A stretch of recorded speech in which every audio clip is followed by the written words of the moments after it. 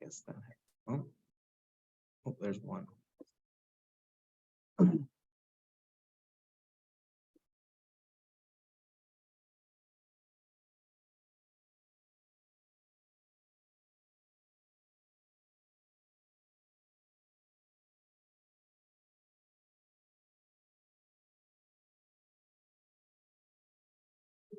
Share my screen so people can look at the title. Hey, everybody that's coming on in, welcome. We're gonna get started in just a few minutes to let folks get in. I'm gonna share my screen here, I hope.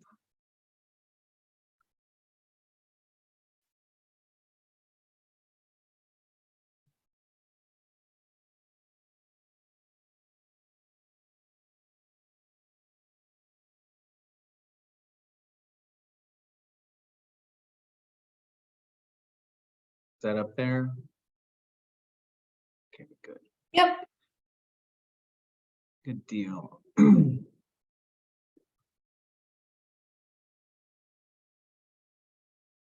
Welcome everybody coming in. We'll start in about 2 minutes to give a few people time to come in.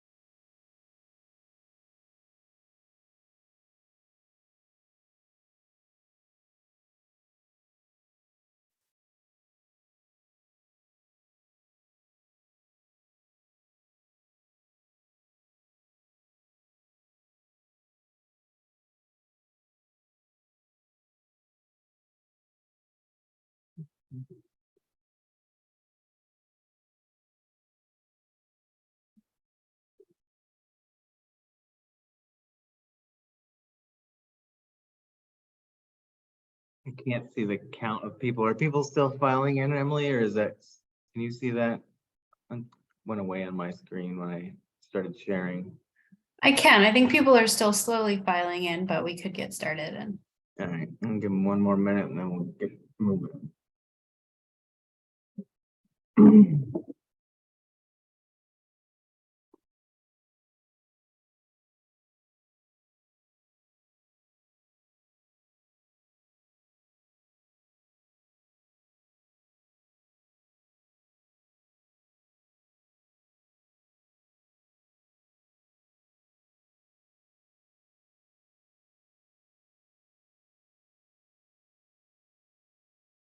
All right, I think we probably still have a few people joining, but we will, in the interest of sticking around, staying close to on time, we will get started. So hello, everybody. My name is Mike Thalhauser with the Maine Center for Coastal Fisheries. Welcome to our latest of our series, the Lunch and Learn. We're going to be talking today, as you probably read a little bit, about river herring, kind of celebrating their history, what they are, and we're going to talk about a network that is being co-facilitated by Maine Center for Coastal Fisheries and Manomet around the connection of these fish and all the folks working with them. So welcome to our Lunch and Learn, and we'll get started right now. I will say, if folks have questions during the presentation, there's a Q&A that you can use, and Emily and I might be able to get to some of those questions while the other one's speaking, and if not, we'll try to go through those towards the end. So please use the Q&A for any questions you might have. So with that, we will get started. Hi, my name is Mike Thalhauser. Coastal Fisheries. We're an organization in Stonington, Maine, really working on securing a sustainable future for fishing and fishing communities in eastern Maine. And that footprint moves around that as fish do and kind of expand in their areas that they inhabit. So we're down here on the coast of Maine and Stonington, the largest lobster port in the United States. And that's where I'm zooming in from. I'll let Emily introduce herself and Manomet. great. Yeah. Hi, everybody. I'm Emily Farr. I'm the Senior Fisheries Program Manager at Manomet, based out of Brunswick, Maine. And our fisheries work is really focused broadly on promoting resiliency in fishing communities and ecosystems throughout the state, and do a lot of work across different coastal fisheries, and work with Mike to facilitate a lot of our river herring work. Great, thanks, Emily. We'll hear more from her. I'm gonna get started, and then Emily, I'll kick off one other section. So just an outline for today's talk. What we hope to cover is, first, for folks that might be new to this topic, just really looking at what is an alewife or a river herring. You'll hear us probably use both terms almost interchangeably. A quick lesson on life history, the ecology, and really that points to one of the reasons why they're such an important connecting species that have really worked into a network type process. We're going to talk about how they're managed at the local, the state, and the federal level, and how those connect and how those entities can work together, and who else is part of that process, who does what. And really, we're going to, as we kind of move through at least the first, well, I guess the entire talk, really think about capacity at those different levels and what each of those bring to it. And then we're going to do a deeper dive, which is kind of the newer part. We've done some of these presentations before on some of the local work. This one's really going to focus on the network that Manomet and Maine Center for Coastal Fisheries work on, and Emily will go through the communication, collaborative research, and co-management pieces of the network itself. So first, and I'll go back really quick, if you don't know what an alewife is, this is a pretty good picture that kind of represents it. It's about a 12-inch silvery fish. Looks a lot like any other kind of fish that you'd see going into a lobster trap or going onto a table. And so this is one picture from a local run that we have, and really represents them. So when we talk about a fish run, you know, imagine this in a little stream that is really, a lot of times looks like it's got more fish than water in it. So getting into the life cycle, that's really kind of at the heart of every species of fisheries that we manage, the life cycle, the ecology. That's really what kind of brings together the other pieces. And alewife have, like I said, kind of a perfect one for connecting different places and different people. And so this is a map of the Atlantic coastline. You can see the range in orange there of where the fish, where alewives or river herring, and again, I might as well say it now. So alewife and river herring, alewife is one species of river herring. So there's more than one species of river herring. The other main one that we have here are blueback herring that are really similar to alewife, but instead of spawning in ponds, they spawn in slow-moving rivers. And so they're close cousins. They're managed together. And so we talk about them sort of interchangeably here. So right now, the month of May into June a little bit is when river herring, when alewives are running. And basically what they're doing is after 3 or 4 years of spending their life out in the open ocean, they're swimming back to places like Maine, to other streams and ponds along our coast. And they spawn in our communities in these ponds where they were born. And so they're coming back to spawn right now. The adults are swimming up into ponds. They're broadcast spawners, so they come back into these ponds. They get in big groups of spawning fish. They spawn in there with eggs and milts, and then the adults, pretty much right after that, leave and head out into the open ocean. The juveniles will spend most of the summer in the ponds, at which point they'll leave anywhere between late July or into October, and even later than that if some of the rains don't happen as early as they need. And they spend a couple years out in the estuary before making a longer trip up and down the Atlantic coast. And then again, like I said, coming back at age 3 or 4 once they're sexually mature to spawn again. And unlike salmon, they can actually repeat this process. And so some alewives, some river herring will get up to 8, 9, even 10 years old. Another part of their life history that's really important, and again, these next few slides on their ecology really point to what makes these fish such good connectors of ecosystems and people, is what do alewives eat. And so as you can imagine, those fish swimming up and down the coast or even in the ponds as juvenile fish, alewives are zooplankton eating fish, so they're planktivorous. And basically from the time they're just an inch or so long to the time they're coming back at 12 or so inches long, they're eating plankton throughout that. So the zooplankton that they're eating had been eating phytoplankton. And so really this is kind of the the part that brings, food or energy that was, coming from the sun into phytoplankton, and then that being eaten by zooplankton and the alewives, make that food really available for all kinds of species. And then the other flip side of that coin, which you can see a picture of a fish next to a coin there, is what eats alewives. And really it's not a question of what eats alewives, from birds to mammals to different fish, ground fish, whether it's fish in the ocean or bass and things like that in ponds. Really, alewives are being eaten by anything that can fit them into their mouths. Beaver don't actually eat alewives, but they'll come up later in the talk. And people eat alewives too, and really good smoked, at least from my perspective. And so, again, it's one of those things where these fish are really a key part of the food chain and a keystone species, and that's one of the reasons why they're so important in this place we live. And like I said, fish are coming back into our communities right now, and it's worth noting that our communities really are connected to these fish, and it's for a whole lot of different reasons, both socially, culturally, economically. Alewives, because they're eaten by so many different species, are logically really have been in the past and are growing as a source of bait, especially in times where other bait is harder to come by, and whether that be the herring fishery that's in somewhat of a decline or different things. And it's also eaten by other species, like I talked about before, by cod and ground fish and things like that. We've had some historical work here at MCCF looking at some of the distribution of cod spawning grounds and where they aggregated throughout the year. And a lot of those places ended up being places where river herring were spawning and then going out into the ocean after. And another thing I really like to clue on and to talk about is what makes it really important, not just to fishermen in these communities, but to the communities as a whole.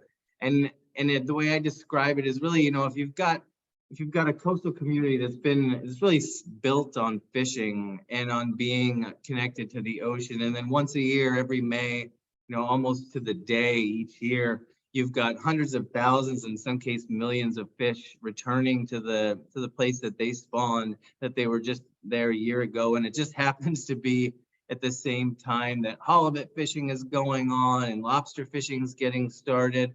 It's really something that a town or a community of people can't ignore and really will end up being connected to. And of course, you see some of these pictures of whether it's me and my kids playing around in a stream or these other kids dipping fish out.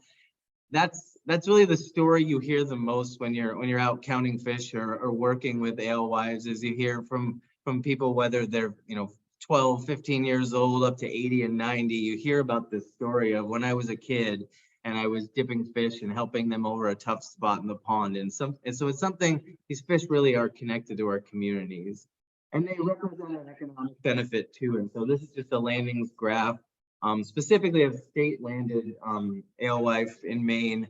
And you can see it represents a pretty decent amount of fish and a significant source of income, especially when you're talking about some of the towns that might be involved in that. And when you expand this out, it gets even bigger when you talk about river herring fisheries that have historically happened in places other than just our streams and ponds out in the open ocean. So now we'll talk a little bit about alewife management. And really, again, this kind of comes down, think about capacities as we go through these different levels and what different parts of this, what they can bring to the table of fisheries management. So at the highest level, we have alewife management at the federal level. So the Atlantic States Marine Fisheries Commission manages that. And that's where the overall responsibility really lies. And as we work down through these, again, thinking about capacity, there's a lot of really blunt and big tools that can be effective in certain things. So right now, and over the past 20 years or longer than that, alewife have been declining. The federal government has been able to use some of its tools, like creating moratoria for directed commercial fisheries in the open ocean and things like that. But nailing it down to specific things, like I talked about, those community connections, those state connections, really can't happen at that federal level. And so moving down another level, now we're talking about the state level in Maine. Specifically, the Maine Department of Marine Resources manages alewife and river herring. And so again, we're getting closer to the right, scale of management here, where those social economic ties exist in Maine and really are kind of unique to Maine. Not only do we have cultural things that are distinct to Maine, but even biological and some of the status of fisheries that are coming back are different from one state to another. And so at the state of Maine, we're a little bit closer to where that the rubber meets the road there. But at this level, coming back to capacity, there's still issues. So for instance, at the Department of Marine Resources, there's only a handful, maybe even up to 10 or so folks when you include seasonal workers that are able to focus on these fisheries. And that's anadromous fish as a whole and not just alewife and river herring. That includes salmon and other things. So it's still at really a capacity limited setting when we're talking about alewife management there. And then getting down to the local level, we have alewife committees, alewife communities that really have been working with these individual fisheries within their community since these towns have been around. And so this is just one example pulled from a place that I do a lot of my local work in the Bagaduce River in Penobscot, Brooksville, and Sedgwick. And so this is, it's a picture of Bailey Bowden sampling some fish in Penobscot.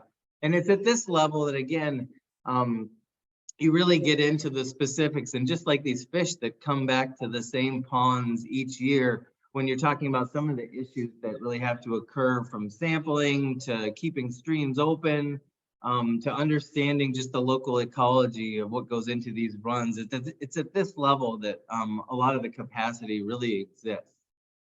And it's where these are the kind of roles that places like Manomet, Maine Center for Coastal Fisheries, really try to exist, because these three levels, as you can imagine, don't always mesh as well as they should. And so having a federal manager and a state manager and someone from the town of Penobscot working together on this fish that swims thousands of miles really can be difficult. And that's where a lot of the non-governmental organization work comes in. And where the term co-management comes in, it's something that me and a lot of folks I live or work with end up throwing around there a lot. And I think there's a lot of different meanings for what co-management is. A lot of people, in a really easy sense, it's working together to manage these fisheries. It's joining those different levels, or even bringing in other partners. And it's, in its really simple terms, it's a joint manage of a common resource. It's really easy to focus on the specifics and say, oh, this works in here and this works over here. But it's really better to look at co-management as a problem-solving process, as a relationship, and joining trust and building those capacities at those different levels. And there, like I said, there really isn't just one model. That has to change over time, and it has to change with the different species that we're working with. And it's not just, it's not just state, federal, and local managers. When you're talking about fisheries management, you need to not just have the capacity to make decisions, you need to have information about the fish themselves. And that's where different universities, nonprofits, the tribal government in Maine, that unfortunately right now is really viewed as just another community. But tribal government has obviously traditionally played a really huge role in fisheries management in the state of Maine and everywhere. And so it's this network of players and parties that are interested in and focused on these species that we're talking about today. And so as we talk about, though, I'm going to really quick go back to this one. When you're talking about these different levels of management, these different players in fisheries research and management, it's pretty easy to look at a state or a federal government or even some of the NGOs and look at a flow chart and a diagram of who's working there and doing what, and those roles and responsibilities are pretty clear and laid out often in law and regulation.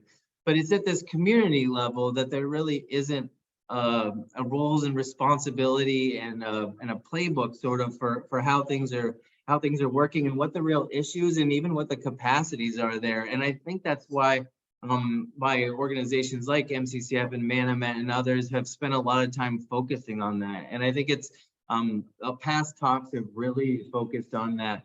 And we're gonna move more into the the current work of the network, but a lot of this, I think, is important to say, is built on just a lot of years of working at this local level and understanding what those capacities are, and what really happens there and what the struggles are there. And I would be remiss to put one without putting one slide in this, and we're going to talk about a little bit of that local work around the restoration that really is happening at the local level, whether it's a river like the Penobscot and it's sort of a bunch of different groups working together, or this is just a couple of examples in kind of our home territory here around the Bagaduce River, where ponds that didn't have alewives because of dams and culverts and things like that have been restored with regards to access to bring fish back. And this is just some of that work that really happens at this local level.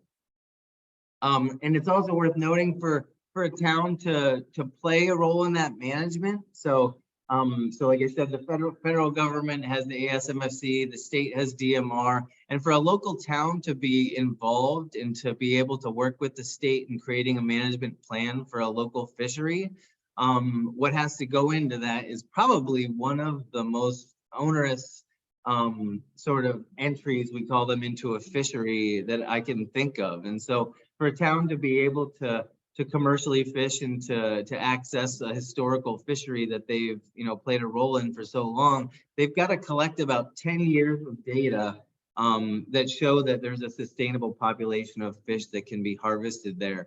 And so that involves, in a lot of cases, spending about 2 to 3 hours of physically counting fish. So a lot of places, what we'll do is split the day into 4 different blocks and spend a half an hour during each of those blocks counting fish. We also collect biological samples, or towns collect biological samples to look at the age of fish and really about the health of the run. And then other kind of biological measures like the length of the fish, which also shows some of the health. So again, it's about 10 years of data collection before a town can really start working with that state and federal management system to be able to prosecute a fishery if they want.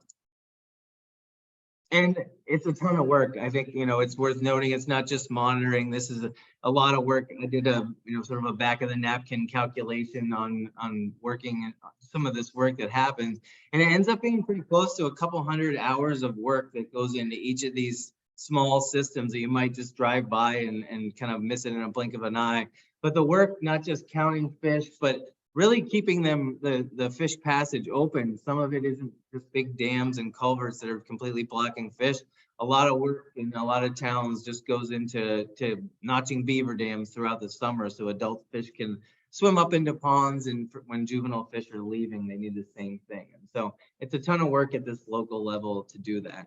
And you can imagine with all this work into fisheries management, that in talking and working with state and federal managers and just being on the water next to the stream, looking at these fish throughout their life cycle from the time they're just a half an inch long to when they're coming back 3-4 years later, you end up developing a lot of questions. And so that's where a lot of the local work that we've been involved with. This is just a few pictures of collaborative research and local research questions that have been asked by communities that we've worked with here in the Bagaduce, and similar to questions that happen around the state. And so the middle picture is us running a purse seine looking for juvenile fish.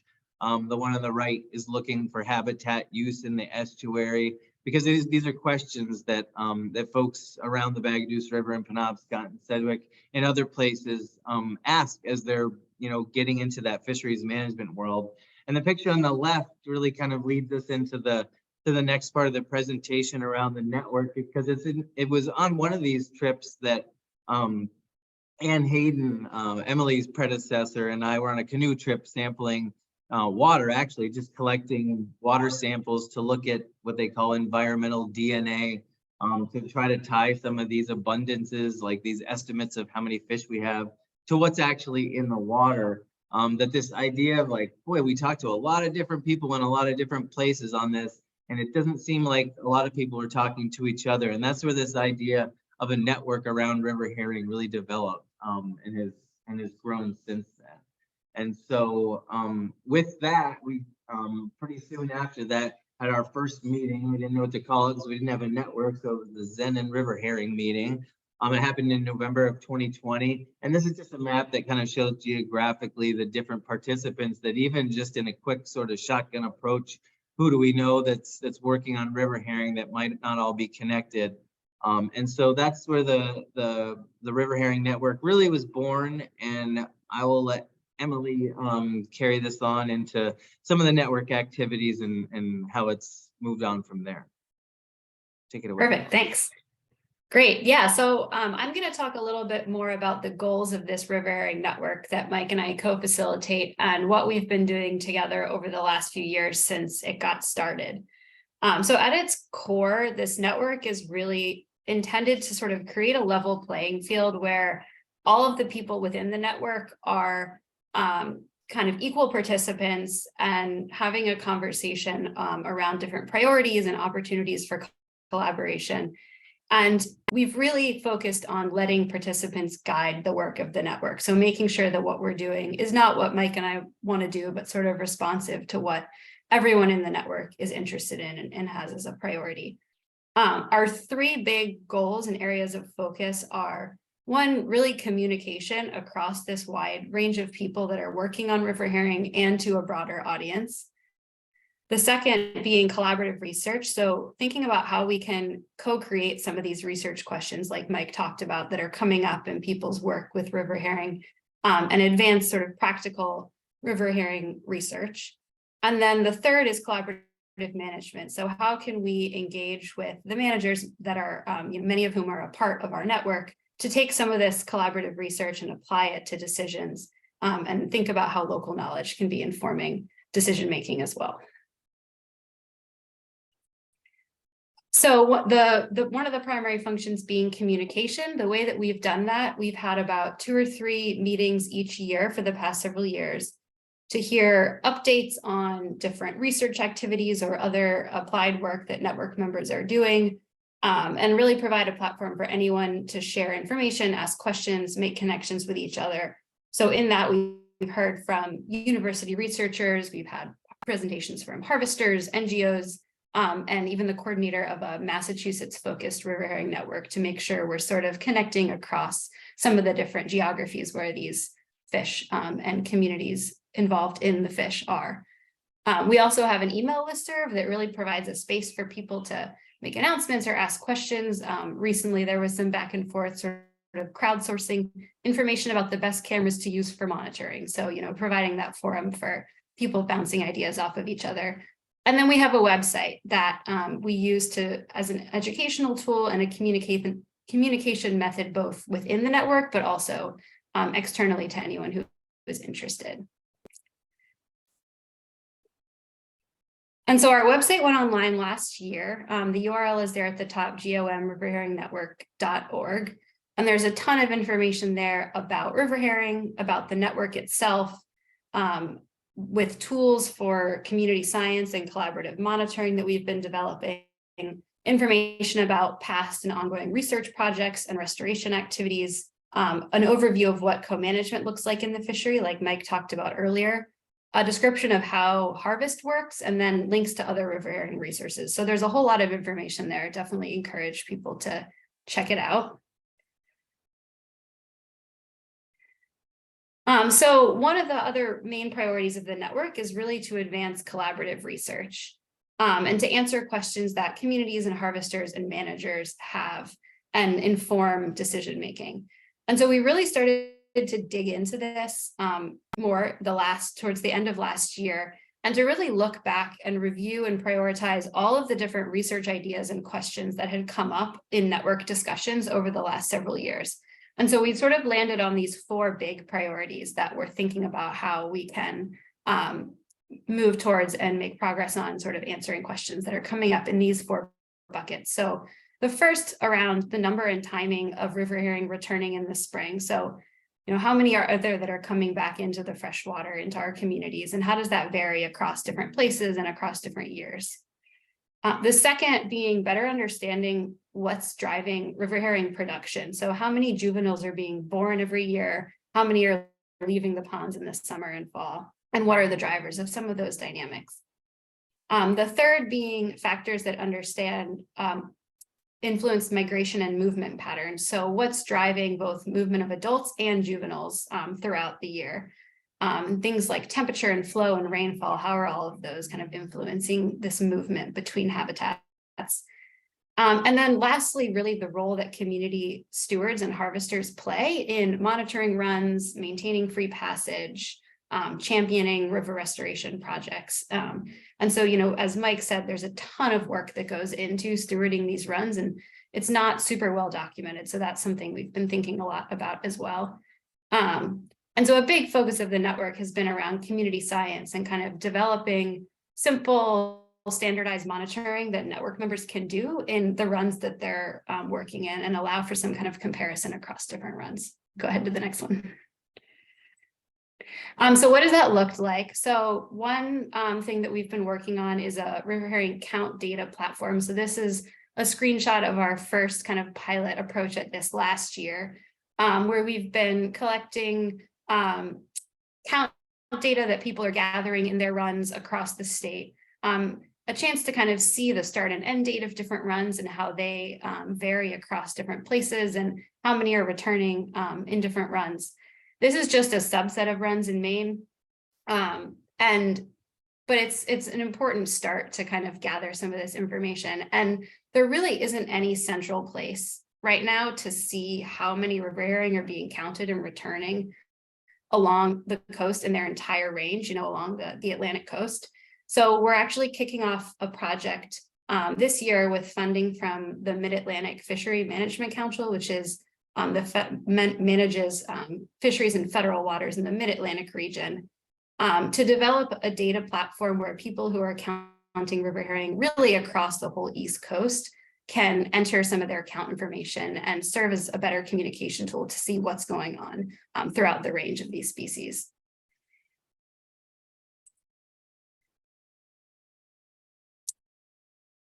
Whoop, you want to go back to temperature? There we go. So we also know that temperature plays a really important role in river herring movement. They wait until the water warms up to come back into the fresh water in the spring. And so we want to get a better understanding of the specific relationship between temperature and movement in some of the runs that folks within the network are working in. So last year, I think we had about 20 loggers across 7 different runs. And this year, I think we have 35 across 12 different runs across the state. And that information is being collected by the network and then ultimately will be uploaded into this Northeast stream temperature database, which allows people who are doing climate modeling work and other analyses to use the data to support their work as well. So it's sort of contributing to some of the questions within the network, but also to this broader temperature monitoring effort in the region.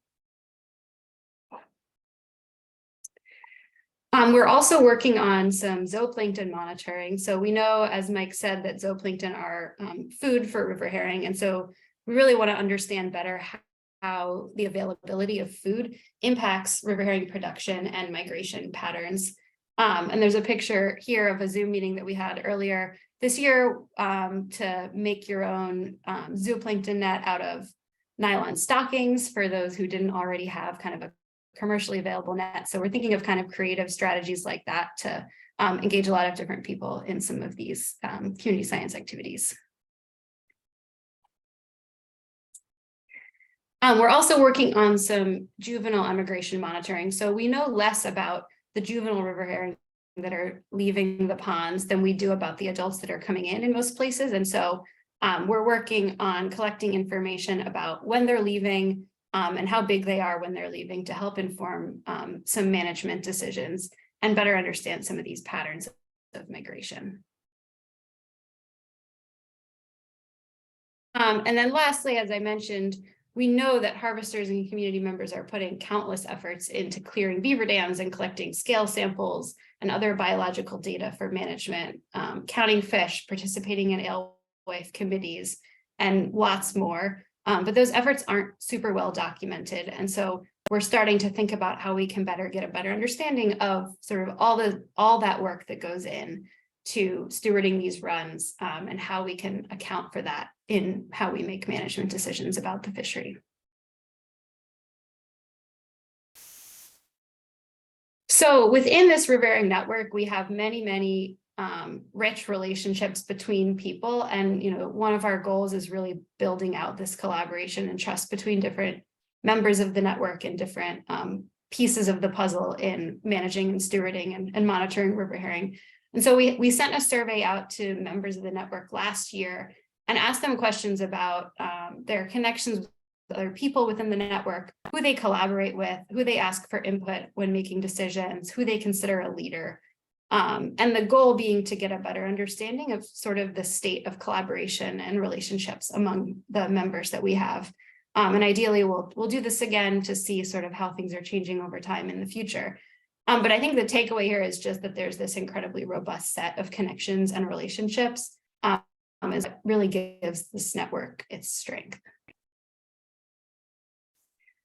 So some of the sort of big picture lessons that we've learned from this river herring network is if you build it and they get to decide what to do with it and they feel valued and can contribute and they get something out of it, then they will come. So I think really getting at this point that the network's work is really driven by the members and what people want to see and do. And I think that's what makes it a successful approach. And hopefully people will continue to see value in it.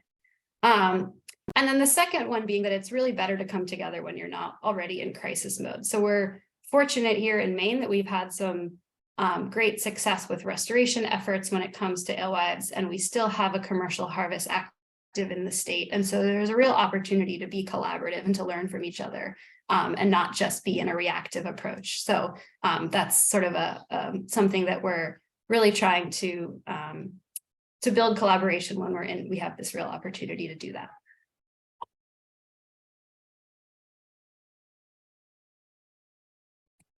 All right, and so a big part of our approach is to sort of fund the network collaboratively by a number of different organizations and also those that are a part of the network. So thank you to a lot of different funders, including the Maine Outdoor Heritage Fund, the Alewife Harvesters of Maine, the Nature Conservancy, and the Davis Conservation Foundation.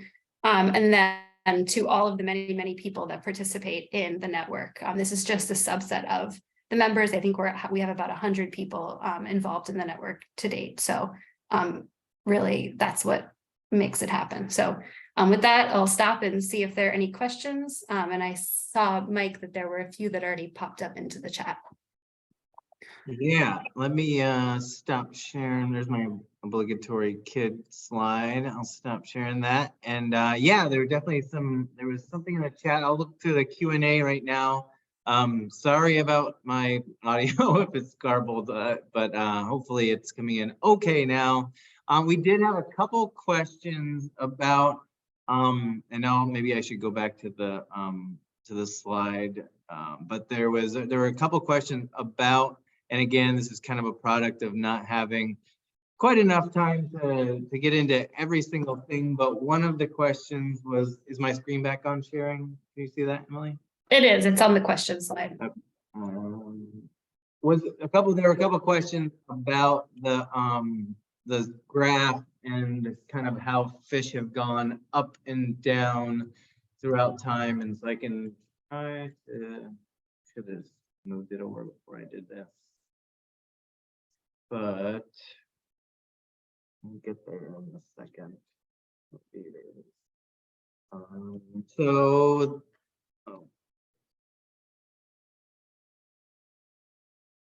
Yeah, there we go. So this is the landings graph that folks talked about, and you can see a real precipitous drop off around the 1980s. And actually, when you're looking at populations sort of at large and up and down the coast, it probably happened a little bit before that. But most of what you're seeing here is because of one, overfishing, mostly in the marine environment, and where. And this is, I guess, one other point that I could make is that one nice thing as a fisheries manager about harvest at this local level, as opposed to what we kind of traditionally see as fisheries for herring and other fishing, where a lot of times it's trawl surveys and things like that, where you're scooping lots of fish in big nets in the open ocean. The thing is, in the open ocean, you don't know where those fish are coming from. And so even though these fish are have really, fairly robust populations can occur in the, hundreds of thousands in some of these really small ponds. A net like that can scoop up that many fish in not too much time. And so overfishing was an issue, and river herring were caught not only directed, but also they get caught as bycatch fairly heavily within the mackerel, butterfish, and Atlantic herring fisheries. And so overfishing is one piece of that. There was one, again, back to one of those sort of good blunt tools that the federal government has, was that they did create a moratorium in 2005, I believe it was, on directed fishing in the ocean. But what fishing does at this local level is it really allows you to monitor a specific population, which is really where it counts when you're talking about sustainability. But the other one, other than overfishing, really was connectivity to habitats. So these fish need to get back to these spawning grounds in these communities and in these ponds to be able to reproduce. And so a lot of what you see there, I have a different graph that I'll show in some presentations that kind of matches this up with the number of dams built in the state of Maine, and they match up pretty closely. And so a lot of it has to do with culverts that fish couldn't get over, or dams, whether they're large hydropower or small dams that might be just, carting wool and cleaning things, or running sawmills and things like that. So habitat and overfishing are really the big drivers for numbers falling off. And again, it's those local communities being involved that's been bringing them back. I think similarly, Mike, there's a question about sort of the fluctuations in this graph and whether harvesting, this is landing, so this is harvesting, not necessarily the population, but sort of talking generally about the history of alewife harvesting and how it's fluctuated over time. Yeah, so I won't have the exact dates for these, but the harvest has fluctuated before the 80s, and those kind of those higher bars for alewife landings. And again, yeah, this is fishery directed kind of numbers here. There have been changes. The state of Maine, I would say, for instance, has gone from sort of into more conservative models over the years, whereas they started with the way a fishery usually happens in a community is there are certain days that you can fish and certain days that you have to take off within a week. And so the state of Maine really started with a model that was harvesting, I think it was 4, and it might have even been 5 towards the beginning of days out of the week that you were allowed to harvest basically every fish coming back, and then allowing them to swim through on the other days, which sounds kind of crazy. But then you think about like even a small pond that some folks might not even consider like a lake, they would just call it a little small pond. And in some cases, you'll have 70,000 fish that come back in one day to some of these places. So Maine is ratcheted back now. The currently 4 days that a town would be able to harvest if they're allowed to. And again, there's a whole lot of metrics that a town would have to hit to be able to harvest fish at all. And in some cases, it's even less than that. And then there's the moratorium and things like that. And really, that was the federal government saying there's an issue with these fish. They were even on the table as far as whether or not to list them along with some other species as threatened or endangered at one point. And so there has consistently been a harvest in Maine, albeit smaller, over the last 20 years or so. It's starting to pick back up a little bit.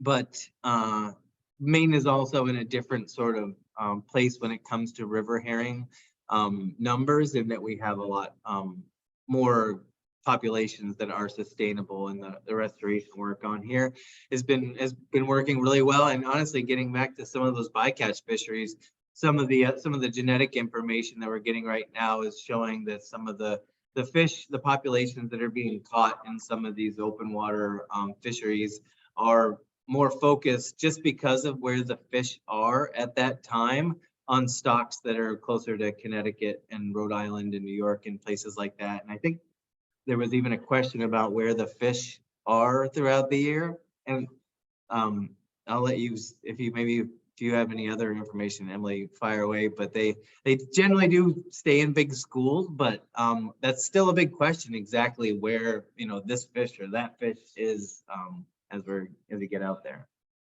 You got anything else on that one? No, well, I was gonna just add for the previous question that there are, I think, 22 municipalities right now that actively harvest in the state of Maine.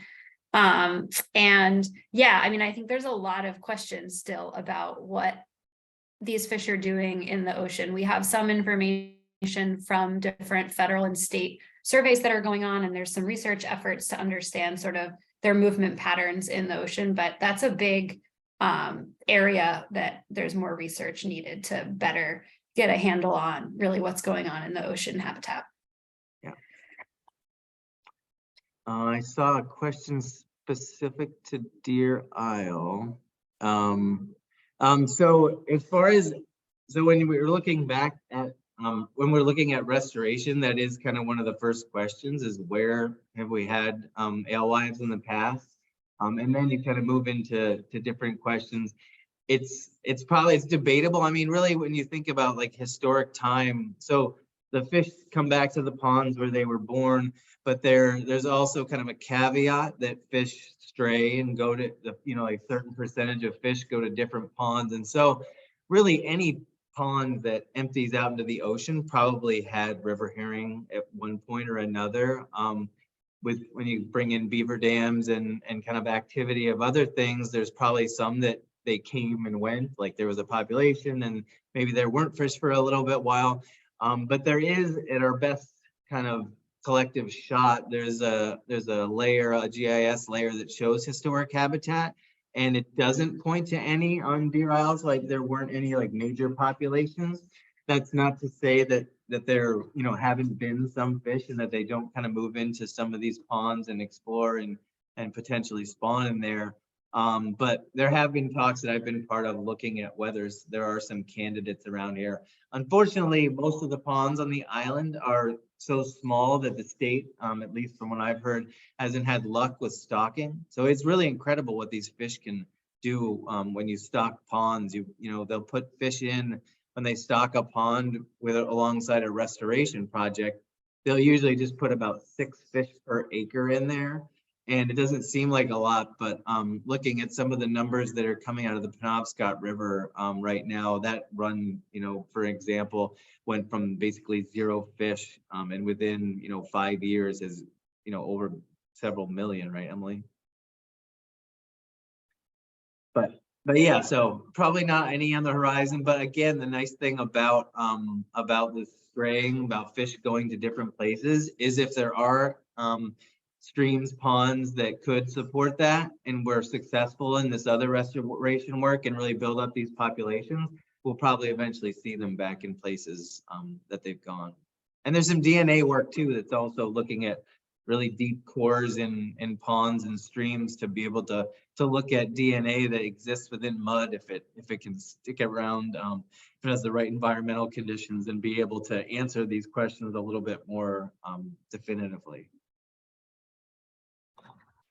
There's a question around recent trends in stream temperature and movement patterns and what causes those temperature shifts. I don't know if you want to talk about sort of what you've seen this year in your run or anything else in your runs. I guess I would just say that the biggest, I think, thing that's come up sort of holistically in the, you know, from state managers and with local folks that I've talked to isn't necessarily temperature differences and water differences, except for the fact that the fall rains that we have in Maine are a lot less than they have been in the past. And that matters a lot for the little fish that are leaving the streams. They need obviously water to be able to leave on. And if there's just a trickle of water, they can actually get into some trouble. Like, you know, you'll have, you know, in some cases, you could have tens of thousands of little fish that end up stranded by a pile of leaves if they leave at the wrong time. If, you know, it's quite the spectacle seeing, you know, 500,000 adults return to a pond, but it's even more incredible watching, you know, thousands, potentially times that, of juveniles leaving in short order. And so the fall rains that we aren't having as much as we have in the past are I think playing a role in something that folks are paying attention to. And then other than that, we probably don't have enough data to really get into it on our collaborative monitoring, but you have anything else? Well, I was gonna add that, yeah, there's been some recent research in coming out of Massachusetts, mostly looking at Massachusetts runs, that has looked at whether there's sort of a shift in the phenology of when river herring are arriving, and haven't found, I don't think from some of that recent research, major shifts in kind of the mean timing that they're arriving in the streams, but have found some kind of local from correlations between temperature and arrival times, and just note when, you know, temperature increases, it's when they're coming into the streams and ponds, and the exact temperature sort of varies across different places, but that is a real trigger for their movement. And I don't, yeah, I'll stop there. Yeah. But we're hoping to learn a lot more with some of the loggers that we have out, and get a better understanding of some of the patterns as well around here. Well, Stenik has a good question as always. Alewife commingling with Atlantic herring during their ocean phase. Now that herring are at their lows, does this affect movement or ecology of alewife? I think again that kind of plays into what Emily was talking about. That the ocean phase where river herring are out in the open ocean really is sort of the bigger question mark, or one of the bigger question marks of what's with the status and what's going on with these fish, and whether, and they do, Bob had mentioned that they commingle with Atlantic herring and other schooling fish out in the Atlantic, and whether that's going to affect where river herring go, when they're going there, where they'll be found, how well they do. I think that's another another question. It's one of those spots where, again, these fish are really easy to monitor when they're swimming through a 2-foot wide stream going into a pond that's, you know, half a mile down the road from your house. But when they swim out into the Atlantic, it makes it a lot harder. And so that's where we're starting to bring a lot more information in from different trawl surveys that happen in different states, other fishery dependent data, like from bycatch fisheries. I know river herring are one species that I think has been kind of troublesome for what they call the Ocean Observer Program, which is the federal government's hiring of local monitors to be out on fishing boats and to do sampling as they're catching fish. And sometimes it's not the directed fishery, but to be able to collect the right samples. And in some cases, it's just, you know, a matter of identification, like, oh, this isn't a river herring or an alewife as opposed to an Atlantic herring, because they do look really similar. So there's a lot, I think, work moving forward and collecting some of that data, but it's definitely something that's interesting. Yeah, and the one thing this doesn't really get at the question of now that they're at historic lows per se, but there's been really interesting recent research by Justin Stevens with Maine Seagrin and a bunch of others around sort of how juvenile river herring behavior is different from maybe what we previously thought, that they're kind of moving between estuary and freshwater habitats more frequently, or maybe staying in the estuary longer than we previously thought. And so some of those kind of variable movement patterns throughout habitats in their early years is something that I think we're learning a lot more about. Yeah.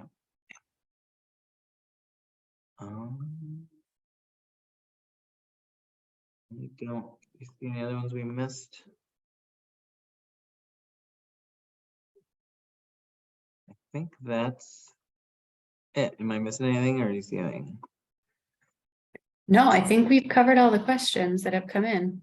Great. Well, with that, well, special thanks to Emily for coming on and working on this with us, and the work that we do with this with the network. It's certainly a challenge, but a really fun set of work, and a great group of people that we get to work with, and especially with partners like Emily and the other folks at Manomet and throughout the network. So thank you, Emily, and thank you everybody for attending today. And please check out our MCCF website for future lunch and learns. We don't have our entire schedule for the summer built right now, but we're developing it, and it's all up to date on our website. So coastalfisheries.org. And thanks again, and everybody have a great weekend. And go check out an alewife run if you haven't. They're done running in some places, but they're still running in others. So go check it out. Thank you.